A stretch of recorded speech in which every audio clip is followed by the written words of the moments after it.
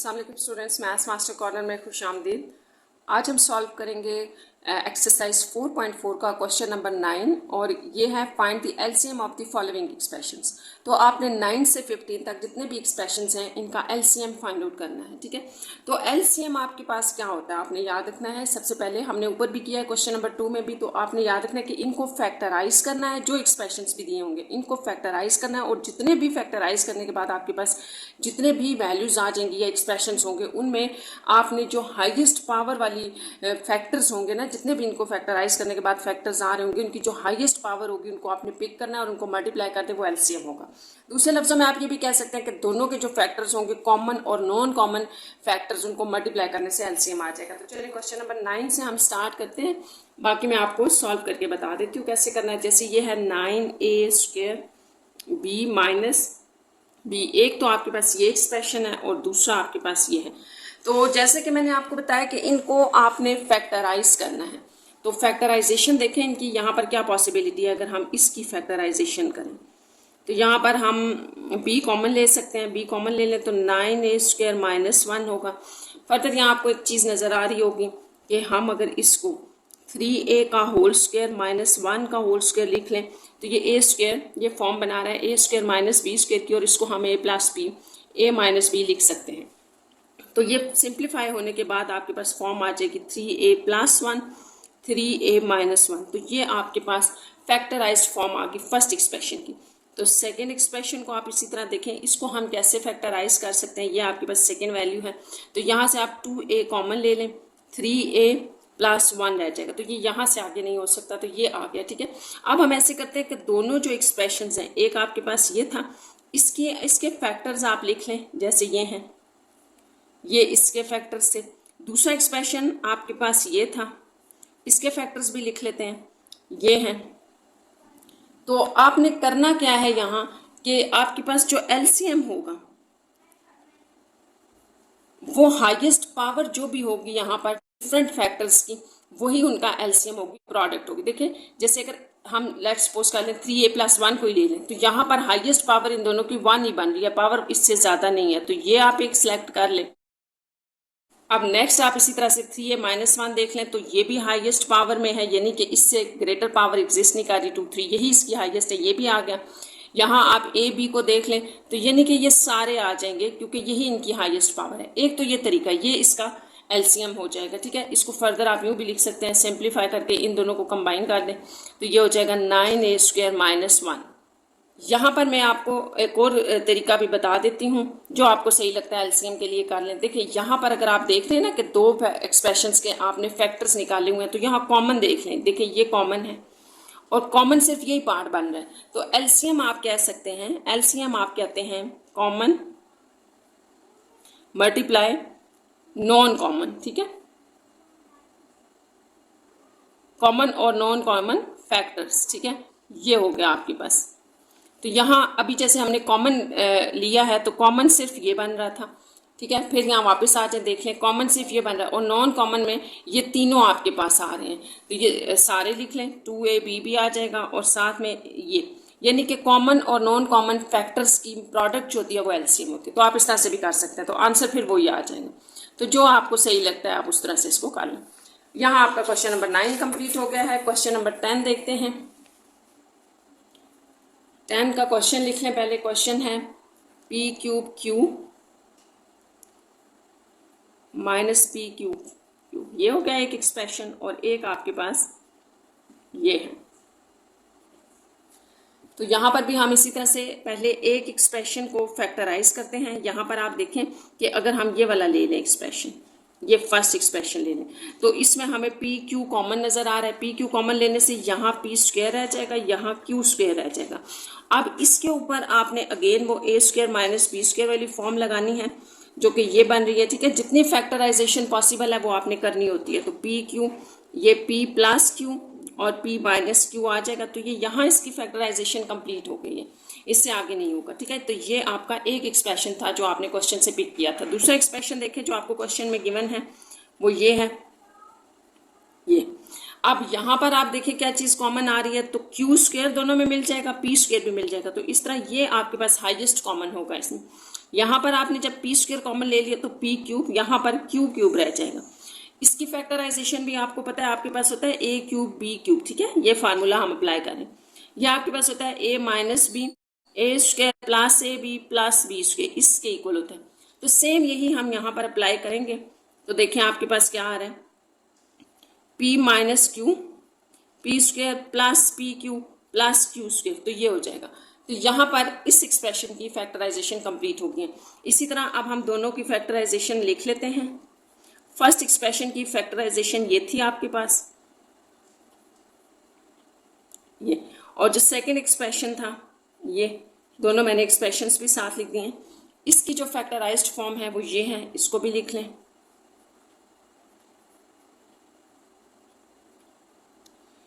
अब हम direct LCM लिख रहे हैं। तो एलसीएम हमने ये कहा था कि जो भी एक्सप्रेशन या फैक्टर्स, यहाँ पर सारे फैक्टर्स हैं ना, जो फैक्टर्स हाईएस्ट पावर में होंगे वो आपने पिक करने हैं। जैसे हम अगर पी क्यू की बात करें ना, तो पी क्यू यहाँ 1 1 दे रहा है, यहाँ पी स्क्वायर क्यू स्क्वायर, तो हमने हाईएस्ट पावर वाले पिक कर लिए। इसी तरह पी प्लस क्यू जो है वो 1 पावर ही उसकी हाईएस्ट है पूरे फैक्टर्स में, तो p प्लस क्यू ले लें। अच्छा, p माइनस क्यू में अगर देखें तो इस एक्सप्रेशन में भी इसकी पावर 1 है, इस एक्सप्रेशन में भी इसकी पावर 1 है, तो ये भी हम सिर्फ 1 लेंगे क्योंकि यही इसका हाईएस्ट है और ये अपना हाईएस्ट है, ठीक है। तो ये इस तरह से आपके पास आ जाएगा। और अगर कॉमन और नॉन कॉमन में देखते हैं आप, तो ये कॉमन है, सिर्फ ये कॉमन है, ये एक आ गया, और बाकी सारे आपके पास जो है, सॉरी ये भी कॉमन है, इनमें आपके पास जो है वो पी क्यू कॉमन होगा, उसको आप लिख लेंगे। अगेन फिर नॉन कॉमन में पी क्यू डालेंगे तो खैर वो भी आ जाएगा, ठीक है। आप इसको इस तरह से कर लें, ये ज़्यादा आसान है। करना ये है कि आपने हाईएस्ट पावर लेनी होती है। हाईएस्ट पावर अगर आपको बात नहीं समझ आ रही तो मैं आपको यहाँ से अगेन एक दफ़ा बता देती हूँ। करना ये होता है आपने कि लेट सपोज देखिए p माइनस क्यू 2 है ना यहाँ पर, तो यहाँ पे मैं अगर 3 लगा दूँ इसकी पावर, तो हाईएस्ट अब ये बन रहा है, तो ये हम यहाँ पिक करेंगे, ये वाला नहीं लेंगे। तो बस आपने ये याद रखना है कि हाईएस्ट पावर का मतलब ये है, ठीक है। किसी जगह पर आ जाता है क्वेश्चंस में तो वो हम डिस्कस कर लेंगे। तो ये आपका एलसीएम है। तो एलसीएम को आपने थोड़ा सा सिंप्लीफाई भी करना है। जैसे ये दोनों मिल के आपके पास अगेन जो है वो फार्मूले में क्लोज हो रहे हैं, तो आप इसको लिख लें, ये इसकी थोड़ी सी क्लोज्ड फॉर्म बना लिया करें, इस तरह से कर लें, ठीक है। ये भी ठीक है। और अगर इसका एक और तरीका है, जैसे बुक में आंसर दिया तो उसके अकॉर्डिंग हम लिखें, तो ये भी बड़ा आसान सा है कि आप ऐसे करें, इसको आप एज इट इज़ रहने दें p प्लस क्यू वाले को, और इन दोनों को कंबाइन कर लें तो ये फार्मूला बन जाएगा p cube minus Q cube. तो इस तरह से बेशक आप लिखिए, ये भी ठीक है, ये भी ठीक है, दोनों आंसर ठीक है। तो ये आपका क्वेश्चन नंबर 10 कंप्लीट है।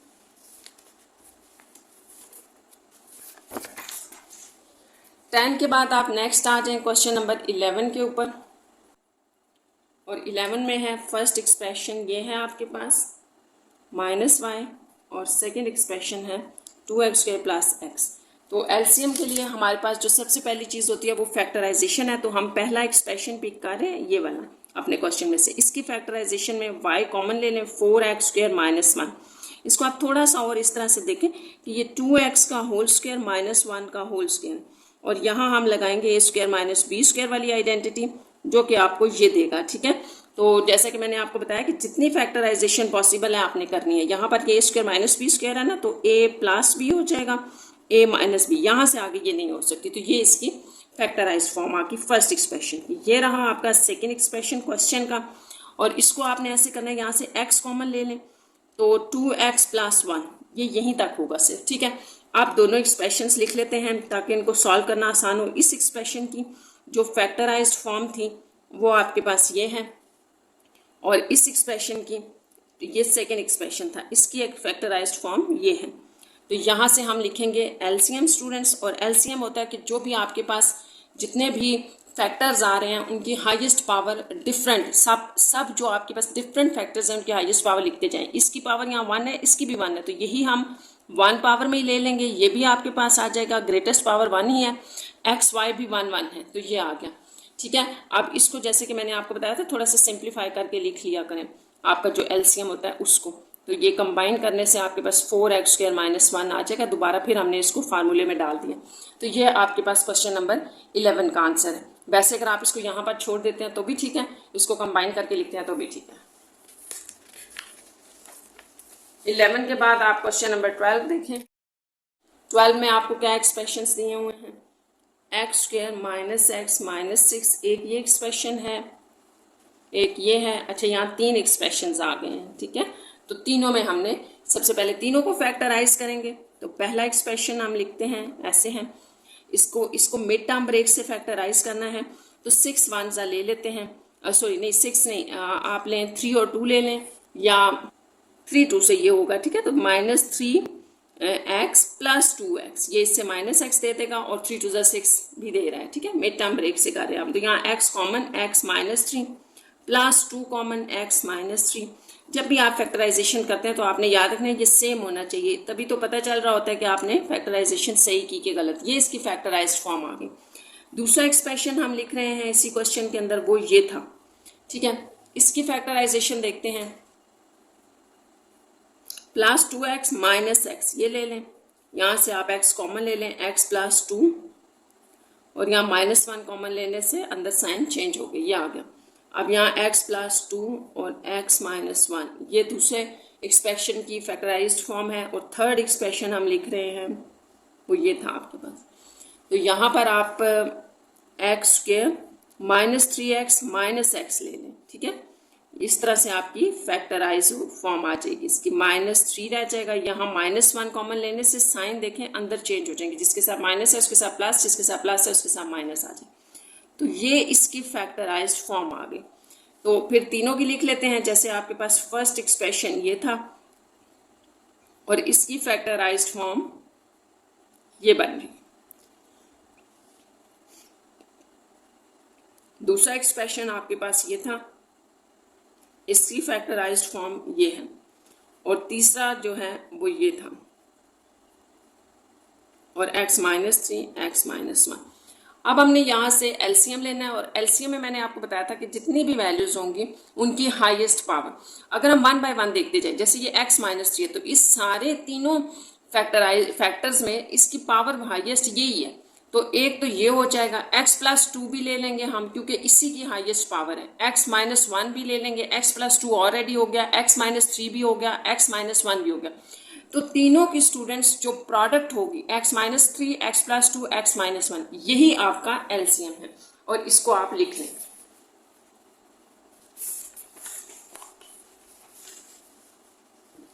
तो इस क्वेश्चन में फिर आपका जो एलसीएम बना, जैसे मैंने आपको बताया था तीनों की प्रोडक्ट, और ये तीनों मैंने आपको चूज करने भी बता दिए कि कैसे करने थे। तो ये इसका आंसर है। क्वेश्चन नंबर 12 देखें। 12 है, सॉरी 12 हमने भी किया, 13 देखें। 13 में है m6 -1, ये first expression, m4 -1 second expression, और m3 -1 ये थर्ड ऑफ इम्प्रेशन आपके पास एक्सप्रेशन है। चलिए फर्स्ट इसका लेते हैं कि इसको हम किस तरह से फैक्टराइज कर सकते हैं। तो यहाँ पर आपने क्यूब का फार्मूला भी लगा सकते हैं, स्क्वायर का भी लगा सकते हैं। तो ये अप टू यू है। जैसे देखिए मैं यहाँ अगर स्क्वायर का लगाऊं तो यूं कर सकते हैं ना हम, 3 2 6 होता है, यहाँ पर भी आप स्क्वायर कर दें, दोनों आपको फॉर्म्स दे देंगे। ये a square minus B square की फॉर्म है, तो a plus B a minus B यूं हो जाएगा, ठीक है। यहाँ पर हमने ये वाली फॉर्म अप्लाई की है। तो फार्मूलाज भी आप हर एक्सप्रेशन में मेंशन कर दिया करें जो आप अप्लाई करते हैं, यहाँ ये अप्लाई किया। नेक्स्ट आपके पास है कि आप इसको ओपन कर दें, ठीक है। इसको ओपन करें तो ये आपके पास ये फार्मूला बनता है क्यूब का, m+1, ये भी क्यूब का फार्मूला है, ये माइनस के लिए है ये, ठीक। यहाँ पर आपके पास इसकी फैक्टराइज्ड फॉर्म आ गई। नेक्स्ट आपके पास जो सेकेंड एक्सप्रेशन है वो ये था, और इसको आप कर सकते हैं 2 का स्क्वायर माइनस, यहाँ पर भी हमने वही a square minus B square लगाया, तो a plus B a minus B, यहाँ पर माइनस आएगा, सॉरी यहाँ पर ये और भी फैक्टराइज्ड हो सकता है। देखिए ये तो ऐसे चीजेगा, इसको आप फिर कर दें a plus B a minus B से, तो ये इस एक्सप्रेशन की फैक्टराइज्ड फॉर्म आ जाएगी। थर्ड आप देखें m³ -1 था, तो इसके ऊपर भी लगा दें ये क्यूब का फार्मूला, अभी अभी हमने ऊपर भी लगाया है, ठीक है। तो ये क्यूब का फार्मूला हो गया ये। तो तीनों एक्सप्रेशंस को लिख लेते हैं। ये फर्स्ट था, और इसकी जो फैक्टराइज्ड फॉर्म है वो आपके पास ये आ रही है।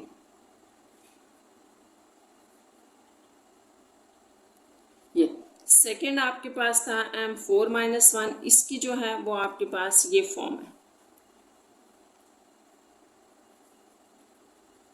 और जो थर्ड आपके पास था m³ - 1, इसकी फैक्टराइज्ड फॉर्म ये है। तो चले अब हम लिखते हैं अपना LCM, और LCM आपके पास क्या होगा, तो इन तीनों में से आपने अपना LCM चूज करना है। तो LCM के लिए आप देखिए सबसे पहले कि हाईएस्ट पावर क्या है, 1 बाय 1 हम सारों की देखते जाते हैं। जैसे यहाँ से अगर स्टार्ट करें m+1, तो m+1 की हाईएस्ट पावर 1 नहीं आ रही है, तो m+1 होगा आपके पास। ठीक है, नेक्स्ट आप इसको देख लें, तो ये यहाँ पर आपके पास है ये, ठीक है, तो ये भी ले लें,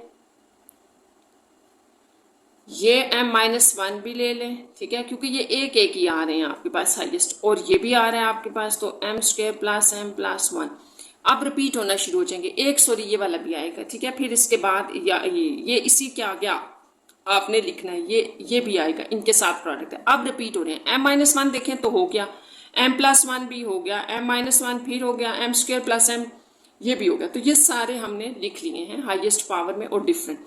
अब थोड़ा सा इनको अगर कंबाइन करके लिख देंगे तो आपका आंसर आ जाएगा, ठीक है। तो इसको आप चले ऐसे ही रहने दें m² + 1 वाले को, और इनको जो है ना, इनको फार्मूले में दोबारा रिवर्स करते हैं। ये आपके पास फार्मूला बनाते हैं a³ + 1 का, और ये आपके पास बना रहा है a³ - 1 का, ठीक है। अब ये तो आपके पास वैल्यू एज इट इज रहेगी। इन दोनों को अगर आप देखें तो ये a + b a - b वाली चीज आ रही है, ठीक है। तो इसको कंबाइन करके लिख लेते हैं। जैसे मैंने आपको बताया कि आपके पास आ रहा है m² + 1, इसको एज इट इज लिखते हैं, एक m³ + 1 है, एक m³ - 1 है। तो इसको हम जब इकट्ठा करेंगे ना, इसको ये a + b a - b है, तो a ये अब आपका a है, a का स्क्वायर माइनस b का स्क्वायर, तो ये आपके पास कुछ इस तरह की फॉर्म बनेगी, m6 - 1 यह आ जाएगा। इसको आप फर्दर ऐसे भी कर सकते हैं, तो ये इसका आंसर होगा। नेक्स्ट आपके पास आ रहा है क्वेश्चन नंबर 14 है, तो 14 देख लें। 14 क्या है, x³ + 2x² - x - 2, एक एक्सप्रेशन ये था x² - x - 2 और x² - 4। तो इसी तरह हर एक्सप्रेशन को फैक्टराइज करते हैं। जैसे फर्स्ट एक्सप्रेशन हमने ले लिया ऐसे, ठीक है। अब ये 4 वैल्यूज हैं, कोई फार्मूला देखने से पहले अगर आप इनको 2 2 करके देखें कि कुछ कॉमन तो नहीं आ रहा, तो यहाँ पर मुझे लग रहा है कि x² कॉमन है, तो आप इसको जरा करके देखें, यहाँ पे +2 रह जाएगा। यहाँ आप -1 कॉमन ले रहे तो x + 2, ये दोनों सेम हो गए, तो इसकी फैक्टराइजेशन भी इस तरह से हो जाएगी। अब इसको आप देखें, ये आपके पास a² - b² वाली फॉर्म दे रहा है, तो a + b a - b, तो ये फर्स्ट एक्सप्रेशन को हमने फैक्टराइज कर दिया। सेकेंड एक्सप्रेशन जो है वो आपके पास है, सेकेंड लिख लें क्वेश्चन नंबर 14 में, x² - x - 2 ये था। तो इसकी फैक्टराइज्ड फॉर्म देख लेते हैं हम क्या होगी। इसकी मिड टर्म ब्रेक कर लेते हैं, 2 है तो आप इसको -2x + x ले लें, इस तरह से ये आ जाएगा। मिड टर्म हमने ब्रेक कर दिया, x - 2 + 1 कॉमन x - 2 यह आ जाएगी, ठीक है। उसके बाद x - 2 और x + 1, तो ये इस एक्सप्रेशन की हमारे पास आ गई फैक्टराइज्ड फॉर्म। तो ये जो मिड टर्म ब्रेक है ना, ये आपके पास क्वेश्चंस हैं पीछे हमने किए हुए भी है, तो आप वहाँ से इसको कंसल्ट कर सकते हैं। वैसे मिड टर्म ब्रेक जो है वो बहुत आसान है, आपने मिड टर्म को ब्रेक करना होता है कि इस तरह से, जैसे 2 1 2 बनाना, मल्टीप्लिकेशन से 2 बने, 2 ऐसे नंबर आपने लेने होते हैं जो 2 बनाए मल्टीप्लिकेशन से और ऐड सब्ट्रैक्ट करने से, सेंटर में 1 है तो 1, 2 1 देखे 2 2 में से 1 माइनस कर दे तो 1 आ जाएगा। तो ये इस तरह से आपने 2 नंबर लेके इनकी फैक्टराइज इनकी मिड टर्म ब्रेक करनी होती है, फैक्टराइजेशन इनकी करनी होती है। तो इसका जो थर्ड आपके पास एक्सप्रेशन था वो ये था। अब यहाँ पर भी हमारे पास एक आइडेंटिटी बन रही है a² - b² वाली, तो ये आपके पास a + b a - b वाली फॉर्म आ जाएगी। अब हमने तीनों को फैक्टराइज कर लिया स्टूडेंट्स, तो 1 बाय 1 तीनों लिख लेते हैं। जैसे ये फर्स्ट आपका एक्सप्रेशन था जिसकी फैक्टराइज्ड फॉर्म थी ये, सेकेंड एक्सप्रेशन आपका ये था 14 क्वेश्चन में और इसकी फॉर्म थी हमारे पास ये।